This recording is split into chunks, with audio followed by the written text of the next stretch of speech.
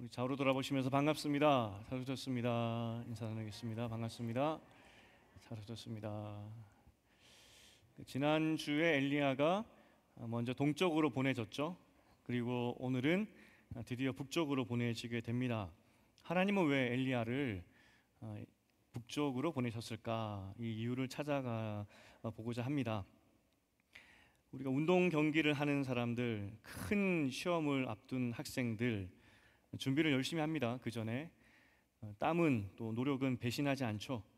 큰 경기, 큰 시험일수록 더 열심히 준비를 합니다.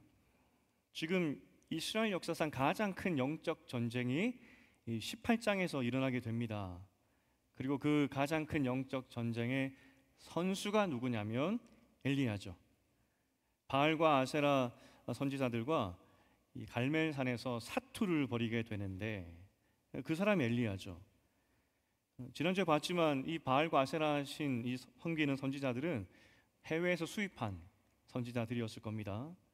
그러니까 전심을 다해서 갈멜산에서 신의 이름을 걸고 싸우게 되는데, 성경 역사상 이렇게 큰 전쟁은 없었는데 거기에 선수가 될 사람이 엘리야였다. 그리고 하나님께서 이 엘리야를 훈련시키시는 것이 지난주 그리고 오늘 다음 주까지 보게 될 훈련의 내용입니다. 지금 아합이라는 왕이 북이스라엘을 다스리고 있는데, 이 아합이 다스릴 때 이스라엘이 가장 하나님을 멀리 떠났던 시대였거든요. 그러면 영적으로 가장 타락했던 이 시대에, 이 아합의 시대에 북이스라엘은 잘 살았을까요? 경제적으로?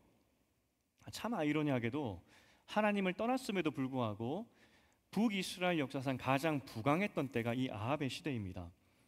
이 고대 근동의 역사를 쭉 살펴보면은 외국에 알려진 유일한 북이스라엘의 왕가가 아합 왕조입니다. 이스라엘 역사상 가장 악했지만 반면에 가장 강력한 시대를 살았던 때가 아합의 시대죠. 성경은 이 아합의 부요함을 기록하거나 또 관심도 가지지 않습니다. 이 아합 때의 영적 상태를 기록하고 있죠. 이 영적 상태, 당시 영적 상태를 좀 더 살펴보면 이 아합이 시돈의 딸 이세벨과 결혼했다 말씀드렸습니다. 이 시돈 나라는 바알 숭배의 중심지였습니다.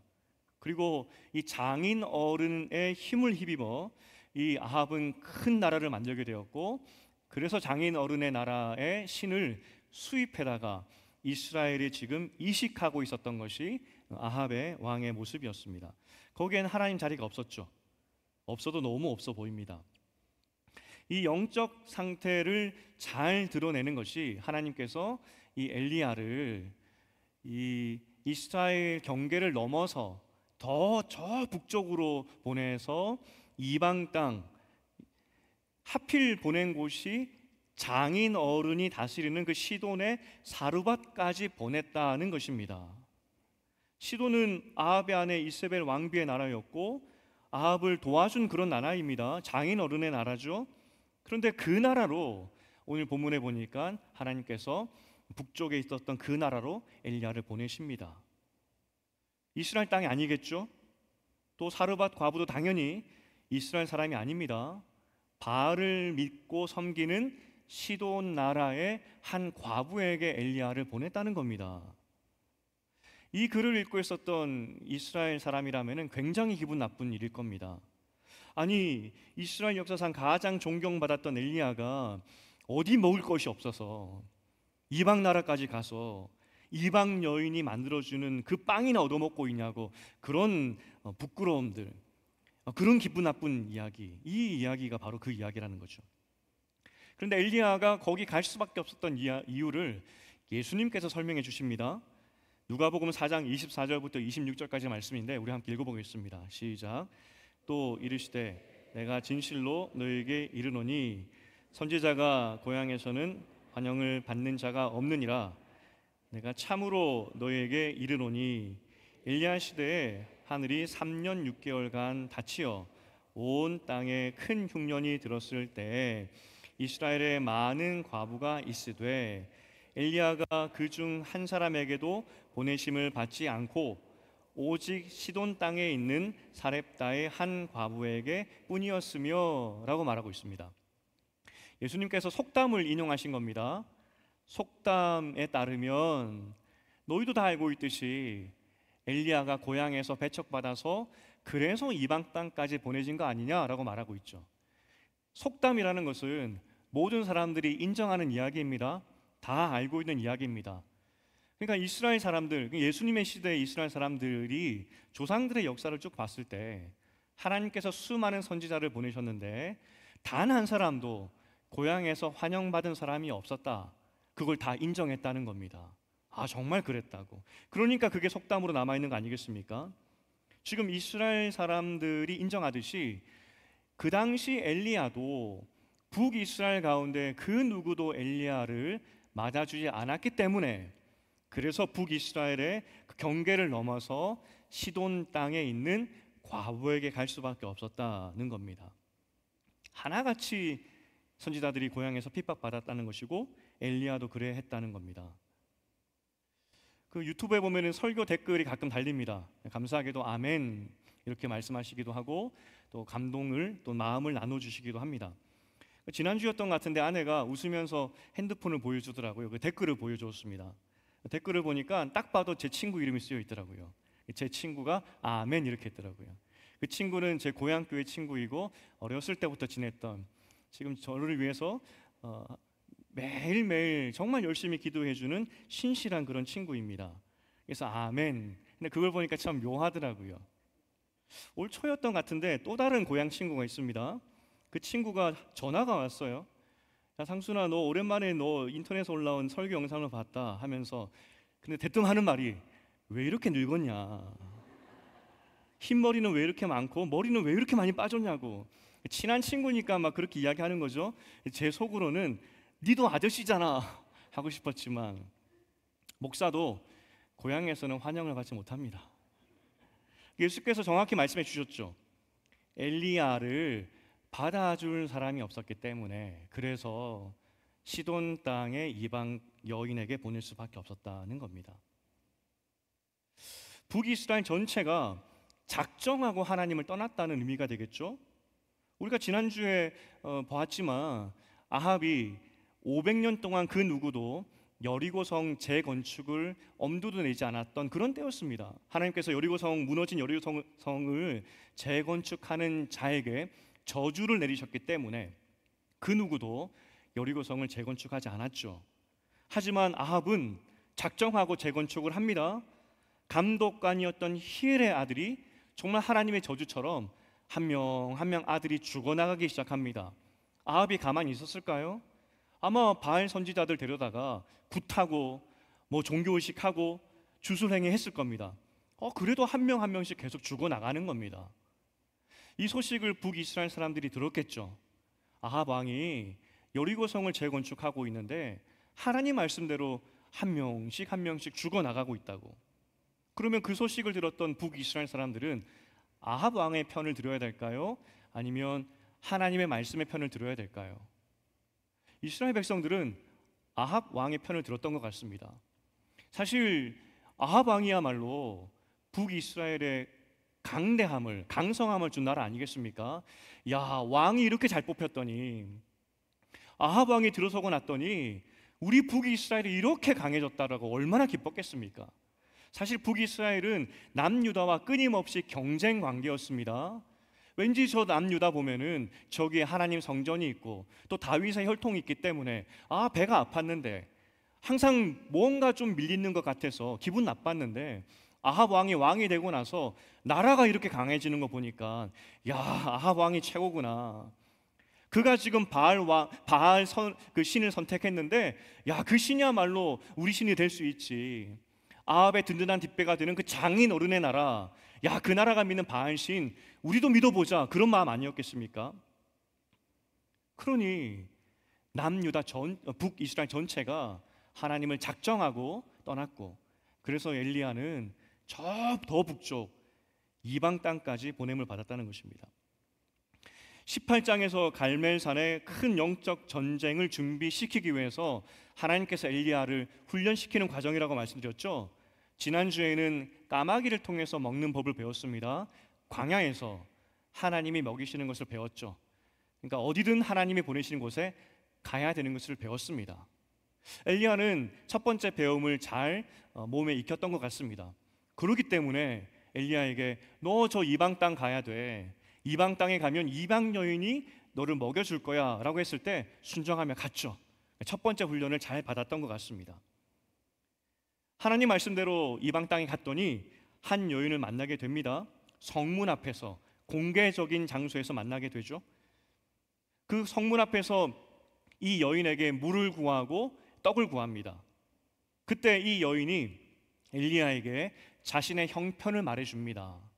딱 봐도 이스라엘 사람이고, 딱 봐도 우리 민족 사람 아닌데 나 거짓말 하는 거 아니라고, 정말로 나에게 먹을 것은 한 쿰의 밀가루밖에 없고 이걸로 마지막 남은 기름과 함께 떡 만들어서 아들과 먹고 죽으려고 한다고, 그 진짜라고 그렇게 이야기해 주죠.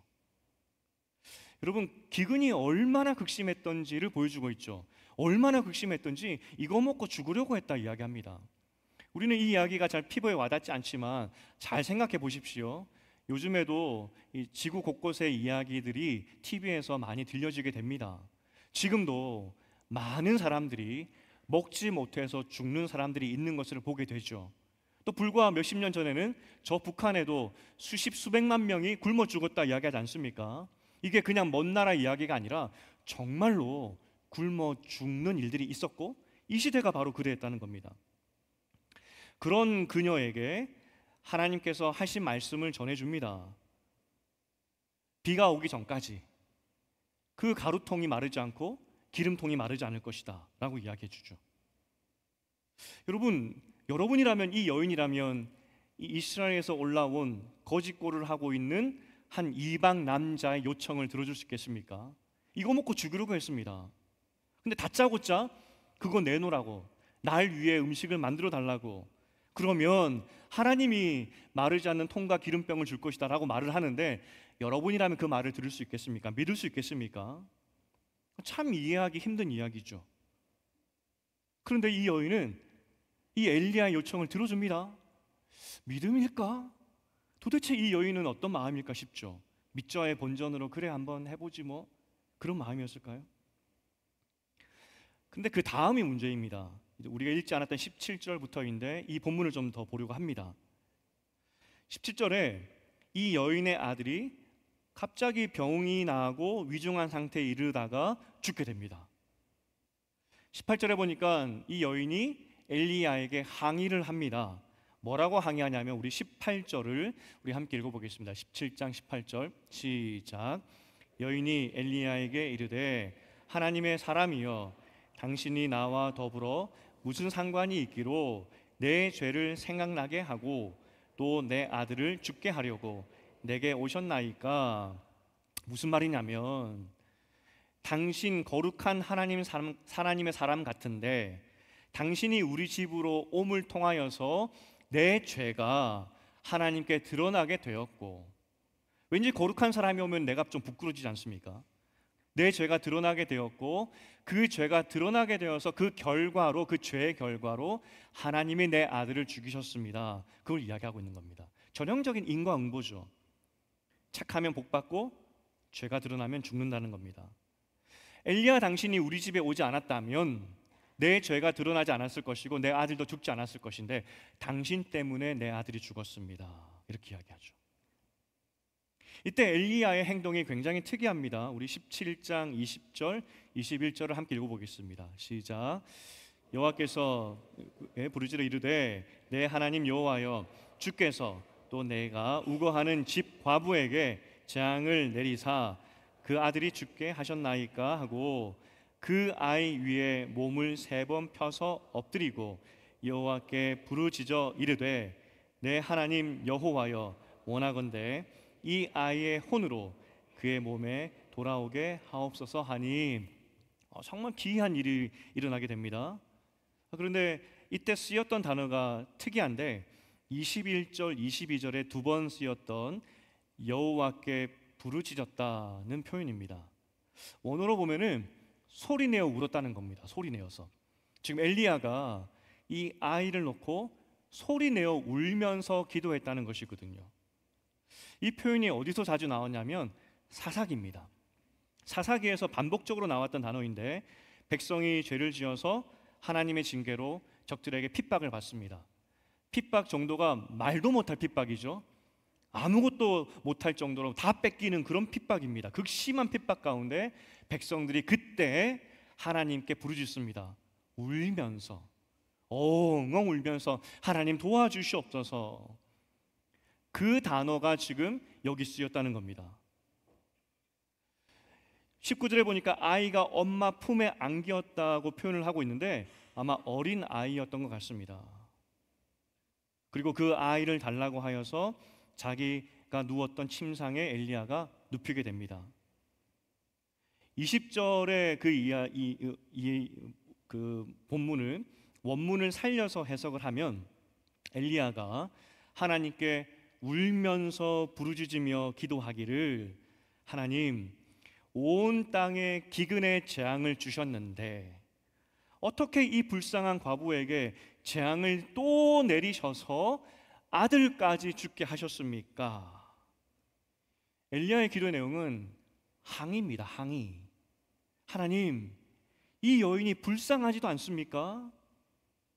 두 번이나 울면서 기도하는 거죠. 하나님, 이 여인의 인생을 한번 보십시오. 얼마나 불쌍합니까? 어떻게 재앙에 재앙을 또 내릴 수가 있습니까? 엘리야가 이 아이 위에 3번을 포개어 엎드립니다. 이건 미신적인 행동이 아니었습니다. 접촉했기 때문에 살아났다는 것이 아니라 엘리야의 간절한 마음을 표현해주고 있는 겁니다. 아이의 고통, 이 병, 할 수만 있으면 내가 지고 가겠습니다. 이 마음이죠. 이 간절함으로 해석을 해야 된다는 겁니다.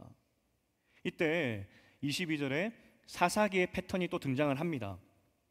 여호와께서 엘리야의 소리를 들으셨다.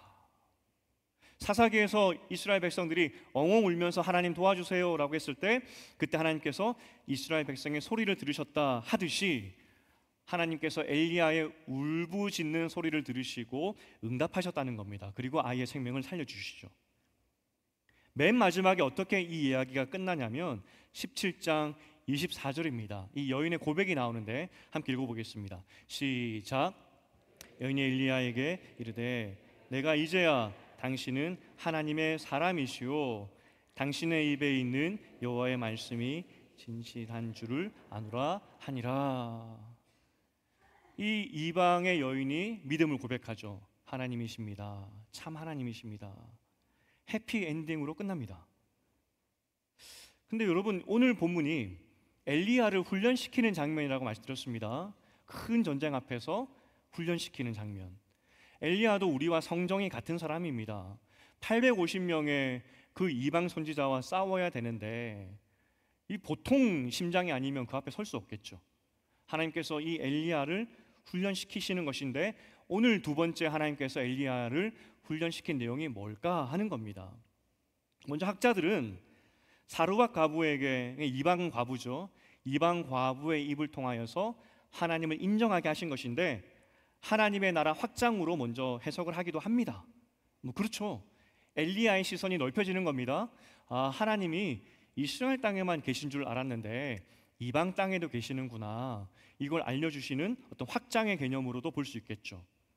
하지만 이 이야기에서 쓰였던 엘리야가 기도했던 그 모양을 본다면 확장의 개념뿐만 아니라 다른 의미가 있어 보입니다. 엘리야는 정말 전심을 다해서 이 아이가 다시 살아나기를 기도했습니다. 전무후무한 일이죠. 사람이 죽었는데 어떻게 살아나겠습니까? 하지만 엘리야가 엉엉 울면서 사사기에 이스라엘 백성들이 마지막 지푸라기라도 잡는 심정으로 하나님 제발 살려주시옵소서 그 마음으로 엘리야가 기도했다는 겁니다. 천하의 엘리야가 그렇게 기도했다는 것이죠. 하나님은 오늘 사건을 통하여서 엘리야에게 알려주고 싶은 것이 있었는데 그게 뭐냐면 생명의 소중함입니다. 학자들은 오늘 엘리야의 기도에 대해서 이 제목을 붙이기를 담판이라고 붙입니다. 하나님과의 담판하는 기도다. 엘리야는 아이가 살아나게 하기 위해서 절규하면서 하나님께 매달렸습니다. 하나님 정말 살려주시옵소서. 제발 살려주시옵소서. 한 생명을 향한 울부짖음이죠. 아니 그러면 왜 엘리야는 이 아이를 놓고 이렇게 울부짖으며 기도했을까? 첫나의 엘리야가, 그가 엘리야가 이 과부와 함께 지내면서 그 집에 유하면서 그 어린아이와 어떻게 지냈는지 잘 모르겠습니다. 그 짧은 시간이지만 그 귀여운 어린아이와 정이 쌓여서 그렇게 기도했을까요? 아니면 이방인임에도 불구하고 아이 엄마가 자기에게 베풀어준 그 은혜에 감동하여서 그래서 이 간절함으로 기도했을까요? 아니면 이 이방 땅에서 이 아이가 죽게 되었을 때 하나님의 이름이 조롱거리가 될 것 같아서 그래서 이 엘리야가 이 절규하며 기도했을까요? 그 이유는 알 수 없지만 확실한 것은 이 엘리야가 전심으로 기도했다는 겁니다. 하나님 제발 살려주시옵소서. 이 아이를 살려주시옵소서. 선지자에게 기본적인 소양이 필요한데 필요한 소양이 뭐냐면 생명에 대한 마음입니다. 하나님께서 선지자를 보내시는 이유가 무엇이겠습니까? 평안할 때에는, 이스라엘 백성이 하나님 잘 믿을 때에는 선지자를 보낼 이유가 없죠. 선지자를 보내실 때에는 항상 이스라엘이 하나님을 떠나거나, 그래서 생명이 아니라 죽음의 길 가운데 걸어갈 때 선지자를 보내시는 겁니다. 이스라엘 백성의 생명이 귀하기 때문에. 선지자는 그런 하나님 마음 가지고 가는 사람이 선지자이고, 그러하기 때문에 선지자의 기본 소양은 생명을 사랑하는 마음입니다.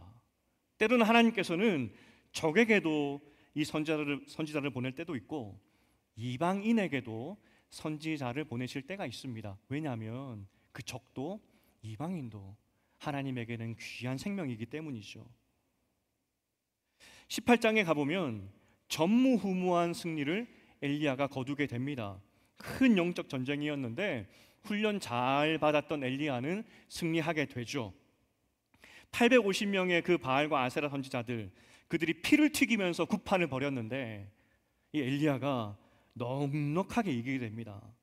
그런데 눈앞에 벌어진 그 다음 장면이 무엇이냐면 하나님의 큰 승리에도 불구하고 작정하고 하나님을 떠나는 그 왕과 북이스라엘 백성을 보게 됩니다. 엘리야가 목숨 걸고 하나님에게 애타는 마음으로 그들과 맞서 싸워서 이겼는데 그에 반해서 끝까지 하나님을 버리는 북이스라엘 사람들을 보고 엘리야가 뭐라고 반응하냐면, 하나님 차라리 나를 죽여주시옵소서. 더 이상 못 해먹겠습니다. 아니 이 정도 했으면 돌아와야 되는데 이렇게까지 이렇게까지 했음에도 불구하고 돌아오지 않는 걸 보니 나 포기하겠습니다. 하나님도 포기하십시오. 이 마음 아니겠습니까? 엘리야가 사람에게 실망했고 결국 돌아서지 않는 그들의 다친 마음을 보고 나 더 이상 못하겠습니다. 그것이 엘리야의 마음이었습니다. 선지자의 직을 포기한 거죠. 하나님 못하겠습니다. 여러분, 이 하나님의 선지자직을 거부하는 엘리야를 보면서 한 명이 생각나지 않습니까? 요나. 그 뜨거운 태양빛을 가려주었던 그 박농쿨에게 너무나 기쁨을 표현하고 너무나 즐거웠던 그 요나였지만, 그 풀 하나에도 기뻐했던 요나였지만 요나의 마음 가운데 이방인 니느웨 사람들이 망하는 것에 대해서는 아무런 마음이 없었습니다.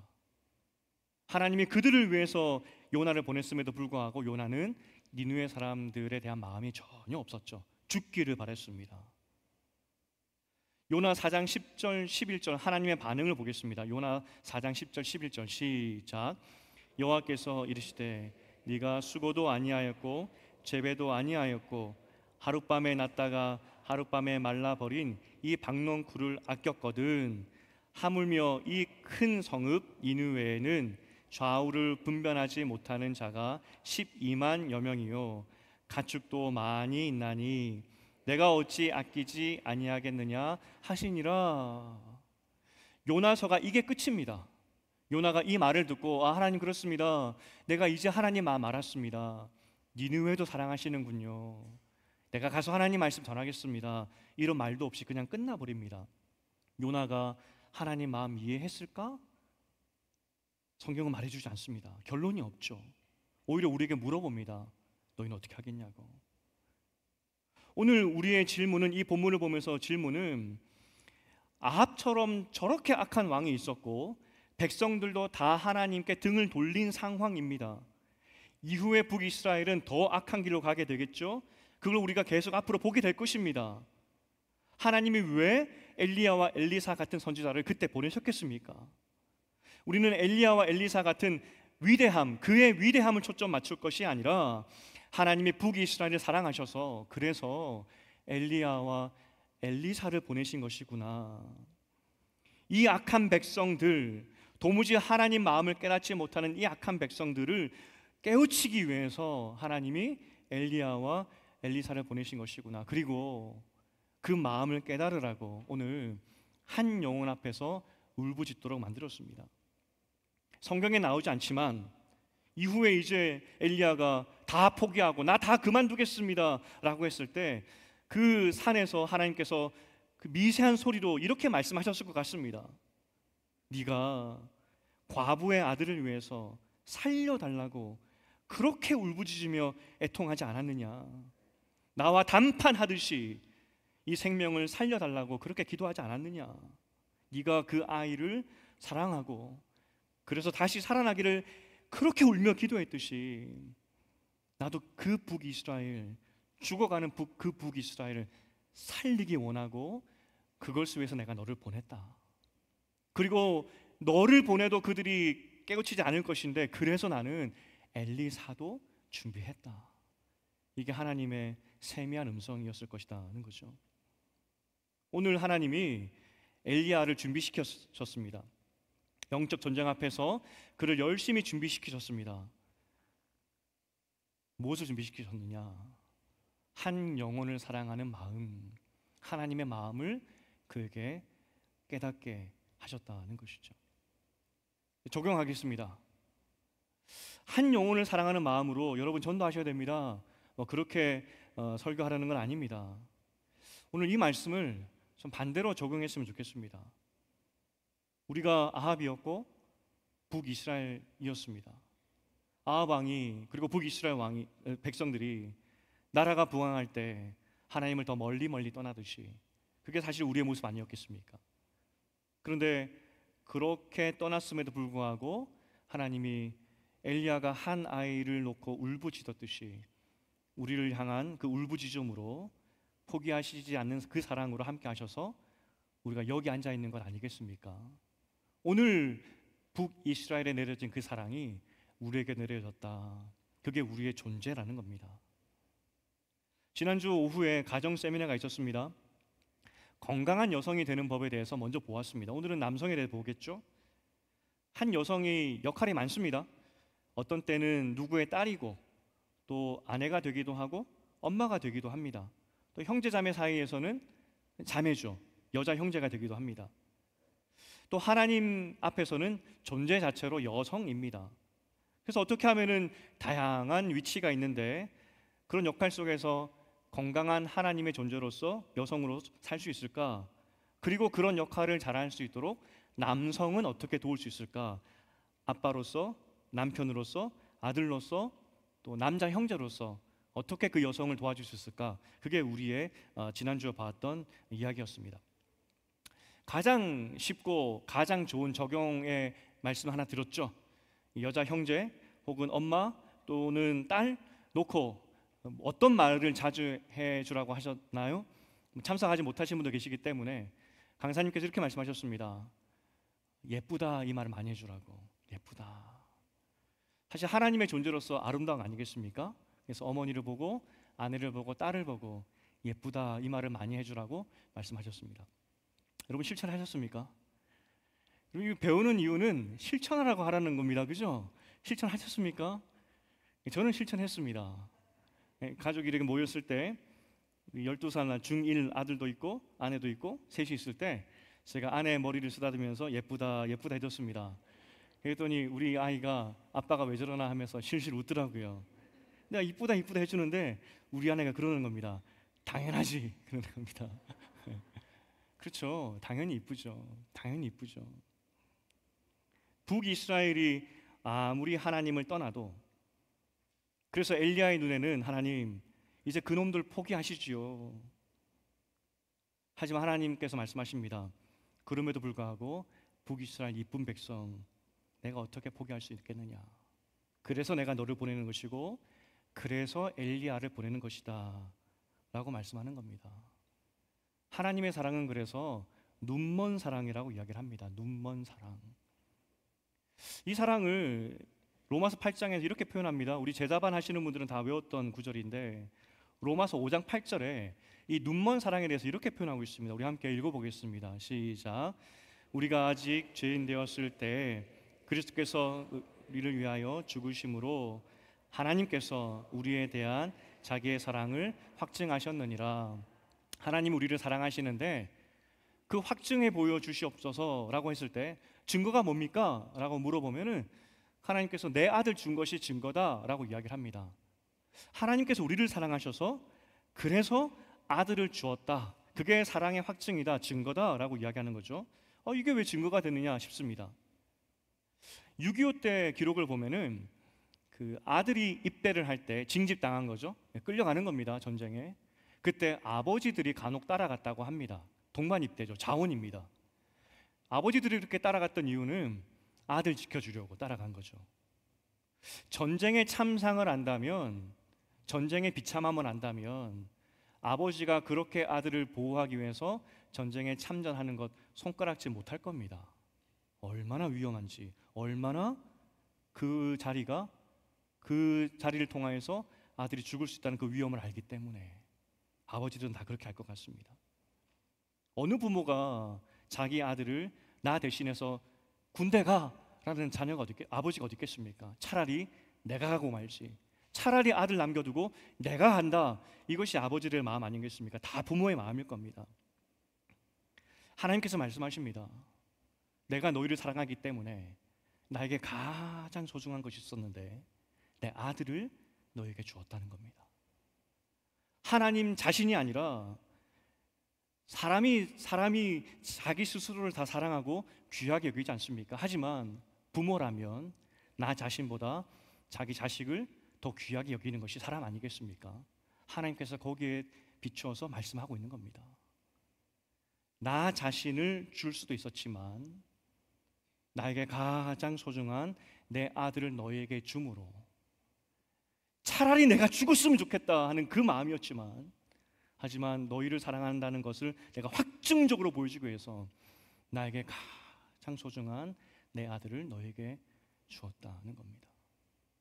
여기 앉아 계신 부모 중에서 내가 가장 소중한 내 자녀들을 나를 대신해서 줄 사람이 어디 있겠습니까? 사랑을 확증하기 위해서 줄 사람이 어디 있겠습니까? 하나님께서 말씀하십니다. 내가 이렇게까지 너희를 사랑했다는 겁니다. 오늘 북이스라엘을 포기하지 않으시는 하나님의 사랑이 우리 가운데 임했습니다. 그리고 그 사랑을 오늘 엘리야에게 알려주시는 겁니다. 너 포기하면 안 돼. 너 포기하면 안 돼. 이제 말씀을 맺겠습니다. 엘리야는 이방의 과부의 아들이었지만 그 한 어린아이의 생명을 사랑했고 아끼는 것을 배웠습니다. 그래서 엉엉 울면서 기도했습니다. 하나님 살려주시옵소서. 하나님은 이 마음이 확장하여서 그래서 북이스라엘도 사랑하기를 바라셨습니다. 하지만 엘리야는 거기까지 미치지 못했죠. 하나님이 북이스라엘을 포기하지 않으신 이유는 그 북이스라엘도 엘리야의 눈에는 저놈들 이제 포기하십시오 라고 말을 했지만 하나님께는 그들도 북이스라엘도 하나님의 사랑하는 백성이었기 때문에 포기할 수 없었다는 것입니다. 하나님께서는 자기 백성을 사랑하십니다. 그리고 그 사랑하는 백성에게 한 가지 기대하는 것이 있으십니다. 우리 아가서 2장 10절을 함께 읽어보겠습니다. 아가서 2장 10절 시작.